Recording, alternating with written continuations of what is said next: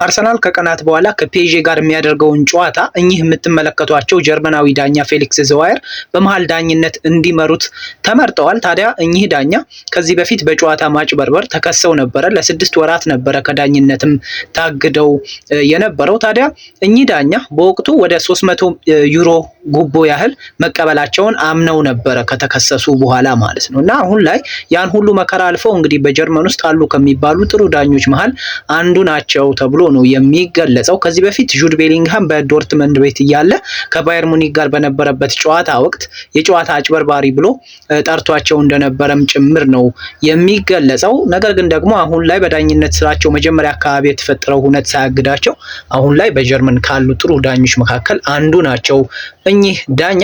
ለማንኛውም አርሰናል ከፔዤ የሚያደርጉትን ጨዋታ እኚህ ዳኛ ናቸው የሚመሩት። ከዚህ በፊት ፔዤን 2 ጊዜ አጫውተው 1 ጊዜ አሸንፏል፣ 1 ጊዜ ደግሞ አቻ ወጥቷል። ለማንኛውም እንግዲህ በቀጣዩ የፔዤና የአርሰናል ጨዋታ ወቅት የሚመሩት ዳኛ እኚህ ናቸው። የእናንተስ ሀሳብ ምን ይመስላል? የጨዋታው ሁነት በጥሩ ሁኔታ የሚያልፍ ይመስላችኋል? ሀሳባችሁን ኮሜንት ሴክሽን ላይ ማስፈር ትችላላችሁ።